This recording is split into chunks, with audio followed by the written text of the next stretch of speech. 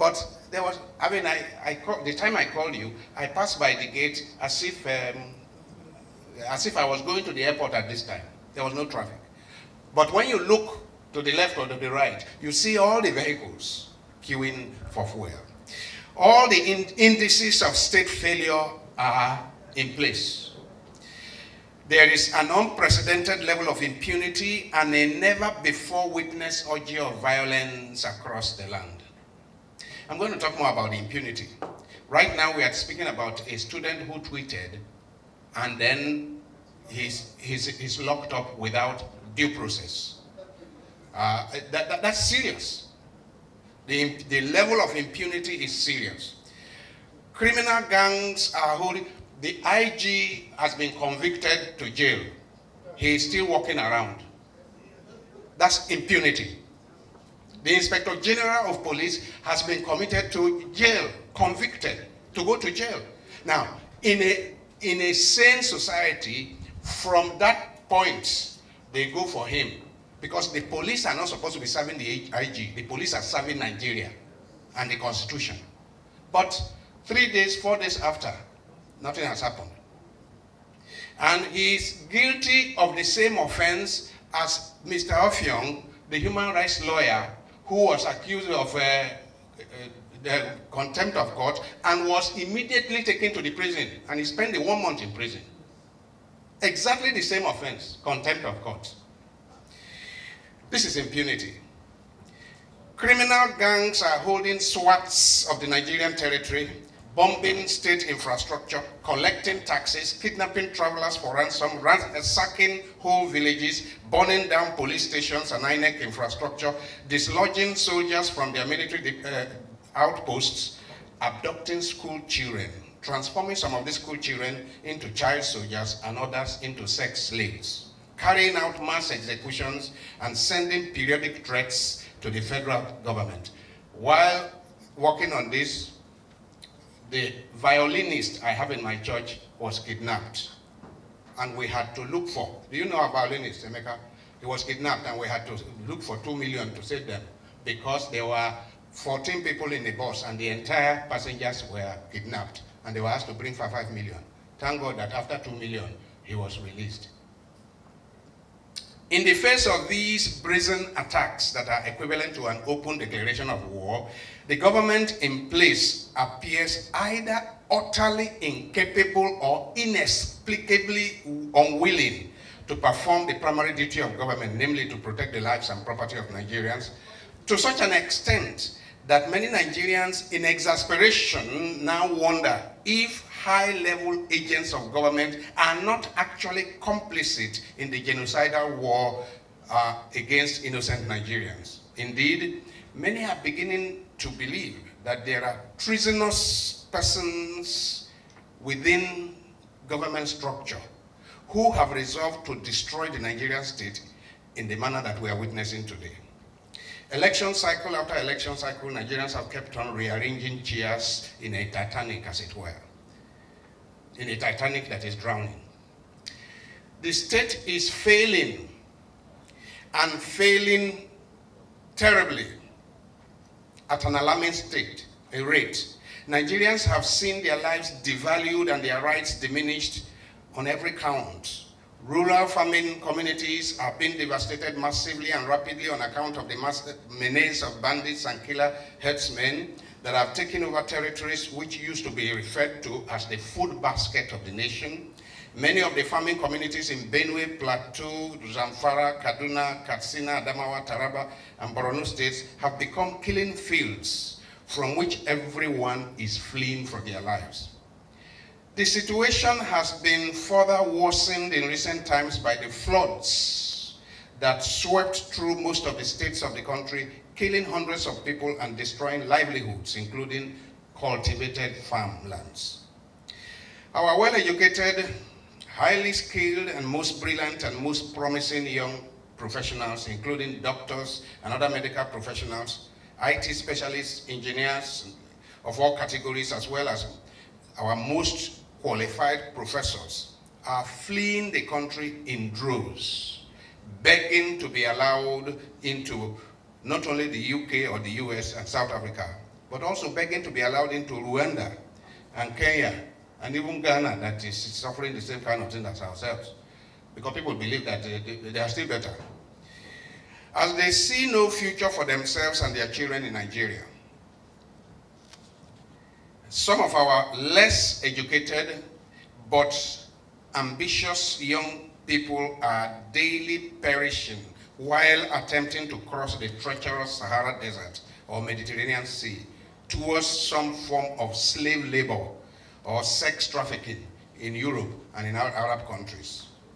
Among the others who are not able to escape the madhouse which our country unfortunately is becoming, some have felt pushed into crime, engaging in the infamous Yahoo Yahoo and Yahoo Plus business, or they are resorting to the now profitable enterprise of kidnapping for ransom, or the shocking and disgusting or nauseating business of killing and harvesting vital human parts, allegedly for money.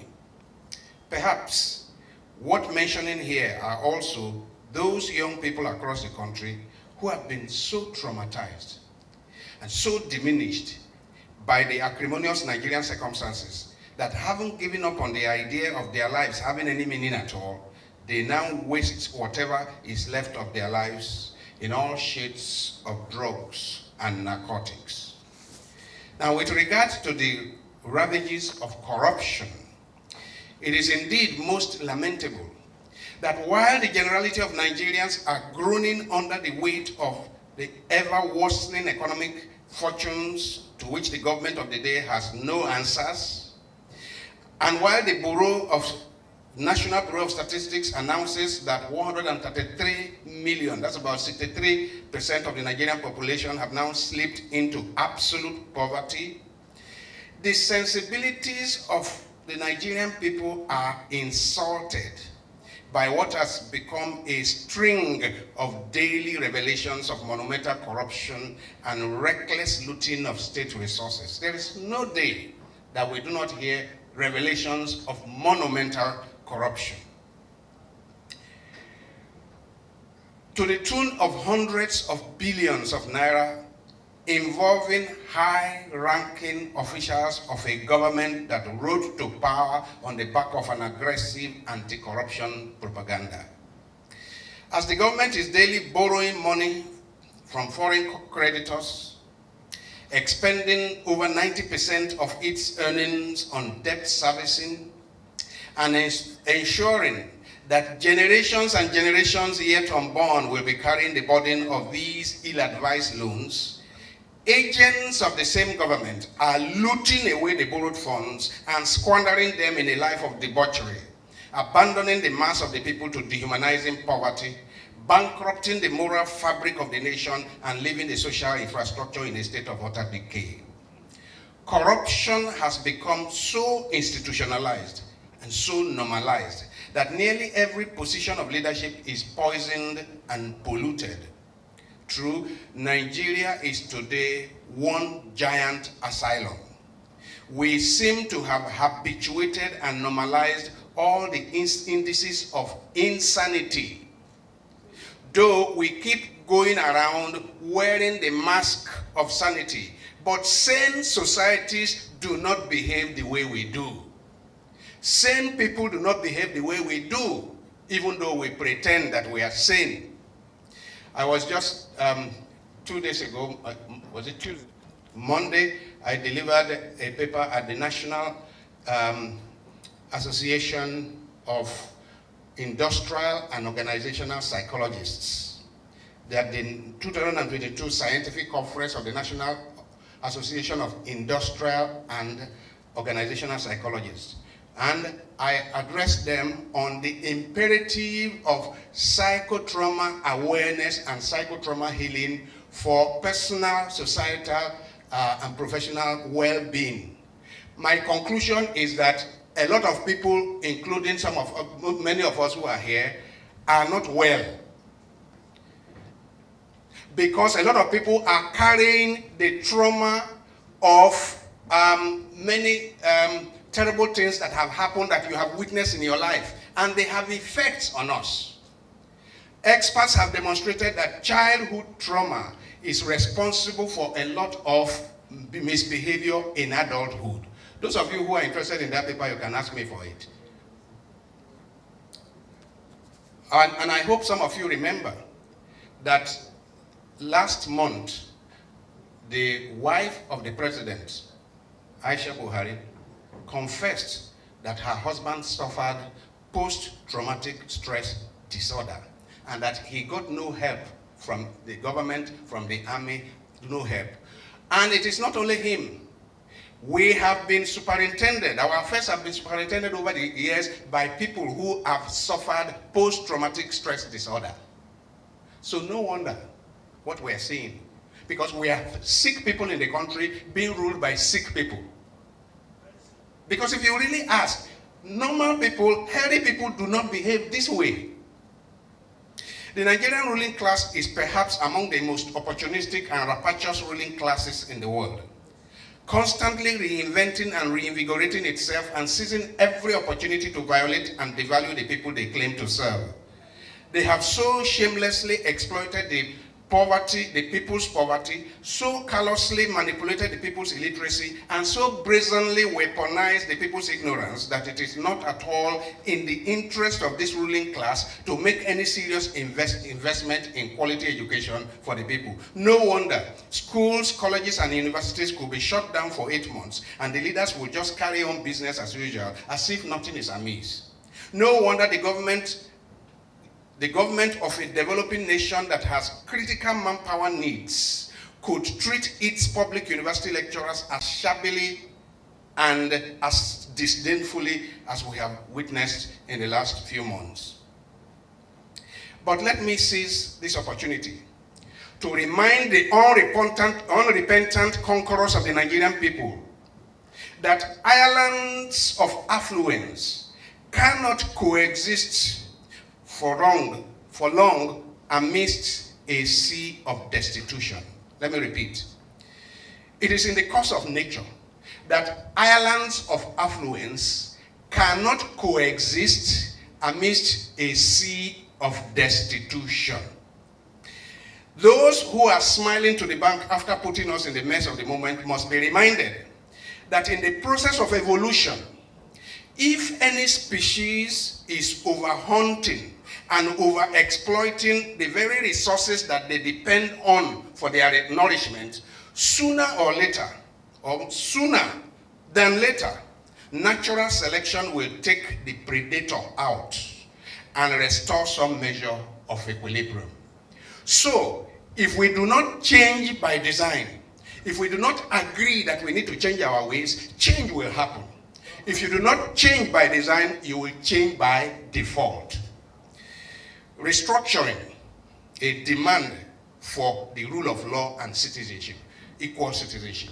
I see all the talk in the last few years for restructuring as something is about equal rights, equal citizenship. It's about rule of law. Many of those who cry of marginalization today, indeed, they have a case. Across the country, there are clear instances of the abuse and violation of the federal character principle as contained in Chapter 2 of the 1999 Constitution. In the last few years, we have witnessed barefaced and brazen acts of nepotism and sectionalism, whereby federating units are not treated equally, rewards and particularly sanctions are not applied equally. I've just given the example of Mr. Ofiong, the lawyer in Akwa Ibom, who was thrown into jail as soon as he was accused of a contempt of court. Immediately, right from the court, he was taken to prison and had his hair shaven. And we have another citizen called IG who has been accused of contempt of court, and he's sitting down there and saying, I will tell my lawyers to study the thing. When the court has pronounced judgment, especially convicted, you obey the court first. Go and cool off there first, and then let your lawyers try to appeal. But see where we are. Same thing happened with the EFCC chairman. Same thing. So it means that we have super citizens and ordinary citizens, and we need to be careful about that. It can't work. A society cannot make progress under that kind of circumstance. The apparent lack of political will to crush the marauding bandits across the country and the near absence of any sanctions for the criminal headers that are terrorizing the population across the country, for example, have so utterly divided and polarized the population. Whatever measure of unity was coming before, the events of bandits and headsmen in the last few years have just divided us as if we were in 1964-65 before the Civil War. Yes, we have been so polarized. These accusations, real or perceived sectionalism, has sown so much discord among the people who have lived together for generations. These real or perceived acts of injustice on the part of government have so terribly induced and elevated political tension across the land and precipitated so much distrust for and resentment towards the leadership that indeed today we cannot continue to speak of the unity of Nigeria as non-negotiable with any measure of seriousness. Anybody who says the unity of Nigeria is non-negotiable, I'll ask you, are you serious? We can't begin to talk about with any measure of seriousness. Our unity is indeed negotiable. If we are running a democracy, self-determination is built into it. And the terms and rules of engagement for our union should now and again be evaluated and subjected to review. That's democracy. Since we claim that ours is a democratic union, and democracy only finds expression in the mutual acknowledgement of the right to self-determination as contained in Article 1 of the United Nations Charter and Article 20 of the African Charter of Human and People's Rights. Justice and the rule of law are the first condition of humanity. The law is the anchor upon which the entire system of society revolves. They are fundamental and far-reaching, but in my view, the required changes can be summarized under just 3 broad themes. We don't need to talk 7, 8, 9, 10-point agenda. We need only 3 broad themes. 1, rule of law. Please, can you say it with me? 2, equal citizenship. Please say it with me. And 3, self-determination. Self-determination. Self-determination, or what has come to be described as devolution of powers, to reflect our true nature as a federal state and not a unitary system that is claiming to be a federation. We must, a few days ago, the Minister of Education announced that it is now compulsory for local languages to be taught in the schools. What concerns the Federal Minister of Education about what is taught in primary school? Do you understand that? That's an abuse of federalism. You mean that in Njikoka local government, it is the minister in Abuja that will decree what is to be taught in Njikoka local government? Can you see how we have abused what is called federalism?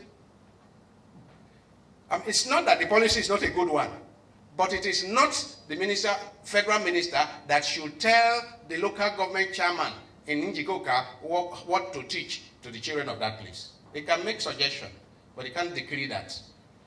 We must trace our steps back to the federalist route negotiated by the founding fathers and understand that the basis of the existence of Nigeria is mutual respect for the religious, ethnic, and cultural diversities of all those in the Union. The 1999 Constitution appears to have vested too much power in the center and emasculated the federating units. There is widespread call today that we dust off the 1963 Constitution and amend it for our present-day circumstances. This implies that we go back, perhaps, go back to embrace the parliamentary system, adopt no more than 6 or 7 viable regions or states, and grant a good measure of self-determination to those regions, thereby reducing to the barest minimum the items on the exclusive legislative list. We need to cut down massively on the cost of governance by merging ministries, departments, and agencies, perhaps in a more radical manner than the Oronsaye report recommended. We can't carry this number of ministries. I don't know how many there are now. There are over 450, as at the time of Oronsaye, there were over 450 ministries, agencies, and the departments. Now, each one with a chief executive that is treated like a minister, like whatever. The cost of governance is too much. The number of ministers, DGs, permanent secretaries, and so on. And then when you hear the budget, the amount voted, and I hope you know that in many of those places, some of you have been ministers and whatever, you don't know how much food you eat in the house is paid for by government. I was shocked when I discovered it someday. It's all paid for by government. So there is a party every night, dinner, party every night, while the people are dying of hunger.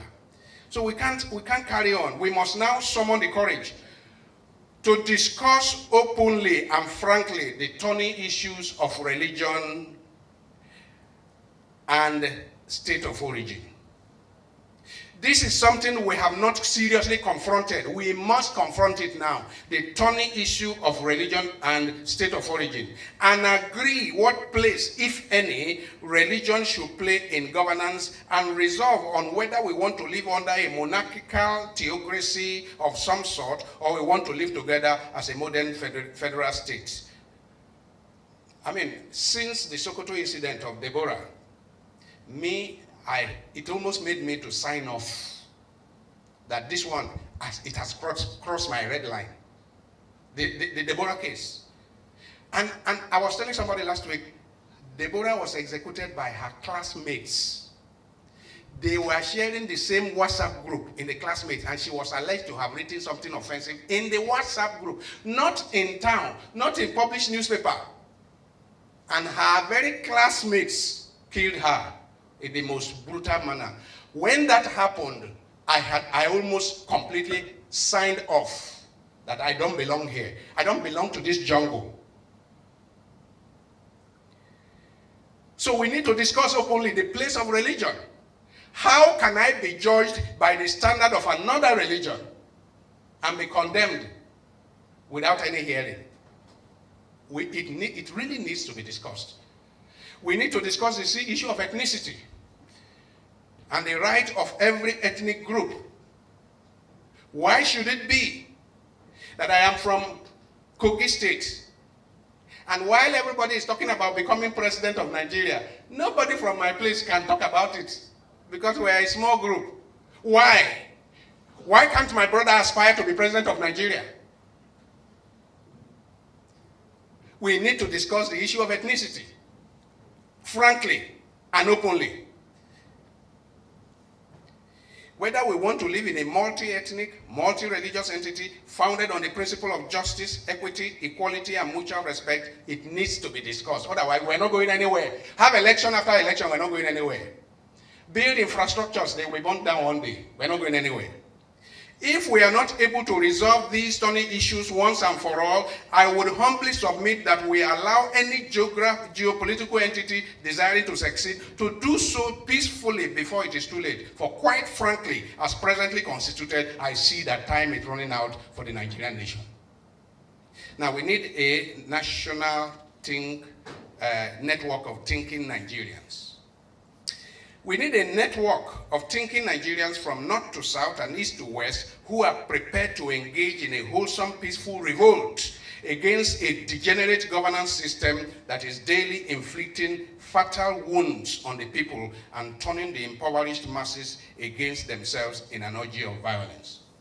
I said earlier, I run, the MC said in Namibia, no, it's in Kenya, I run a psycho-spiritual institute where we train people to master's degree level in psychotherapy and spirituality. And I'm an honorary member of the Nigerian Psychological Association. Here, we run psychotrauma healing, short course for doctors and psychologists and social workers and volunteers. And we have come to discover that when we gather 40 people for a period of time to study trauma, we do it in collaboration with Nasarawa State University Department of Psychology. We bring people, normal people like you sitting down here, to learn how to help people who are traumatized. You know what happens? We discover that everybody here is traumatized. If we should subject you to psychological tests, I bet that many of you will be having all kinds of maladaptive behavior, psychopathologies that you don't know you have. The reason is that Nigeria has happened to us too many times. And it has happened to us very negatively. And so people, I used, in my lecture last Monday, I used the Asaba massacre, for example, which has not been seriously repented for. We have not had any national ceremony to repent for the Asaba massacre. Those of you who know the story, it is horrendous. It is a stain in our history that till today there is no national day to repent for it. We keep one atrocity after the other, we keep inflicting on people. People whose grandfathers suffered the Asaba massacre. Do you think it is not in them? Do you think it's not in them? There is what is called intergenerational trauma. Nigeria has inflicted both multi-generational, intergenerational, communal, and individual trauma on all of us. That's why we are all not well. Why do you think there's this level of corruption? People who are well, can they be this corrupt? Somebody stealing 80 billion naira, 80 billion, which he and his grandchildren, children and grandchildren can never spend in 1,000 years. Is it not rats that gather like that, things they don't need, or mad, either rats or mad people who gather things that they don't need? So something is definitely wrong with our mental faculties, and we need to attend to it seriously. That's why Luke Stella is doing psycho-trauma healing skills training to help people. Some of you can come for the training. We need a network of thinking Nigerians to revolt against the present degenerate system. A system that promotes thugs, cult gang leaders, internet fraudsters, ex-convicts, ethnic bigots, religious extremists, known rogues and treasury looters, and such remnants of primitive feudalism that we call political godfathers. Because a society cannot have credible and honorable leaders when the process that leads to their emergence is corrupt, bankrupt, decadent, and degenerate. We need about people entrenching a set of family dynasties in key national infrastructure. It is a form of historical and multi-generational injustice, and it will only end in a violent revolution. I'm not cursing, it's just the order of affairs. That's how things happen. Conclusion: the need for grassroots education and mobilization for real social change. In Nigeria, if Nigeria is to be saved beyond the 2023 election ritual, we need, as a matter of utmost urgency, the kind of restructuring that will demolish the ignominious system which props up low-grade, vile, and ignominious characters for high public office, and begin to work on a new system that is to be founded on sound knowledge, demonstrable competence, and unassailable integrity. We must do all we can to wake up the sleeping giant called Nigeria. The ignominious system has endured for too long, largely because of the appalling state of illiteracy and political ignorance across the country. Schools and colleges, religious institutions, progressive political parties, and all manner of civil society organizations must begin, such as the Just Friends Club, must begin to invest heavily in civic and political education at all levels. Democracy presupposes a certain measure of enlightenment and civic awareness among the people who have the right of periodically choosing their leaders.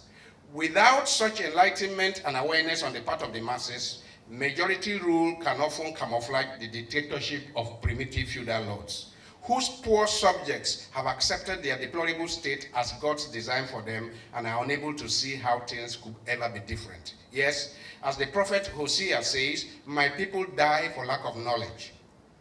Those of us who desire wholesome change in Nigeria must get into the trenches quickly and engage the poor victims of the Nigerian leadership misadventure in the empowering process of critical social analysis for grassroots political emancipation. I thank you for listening.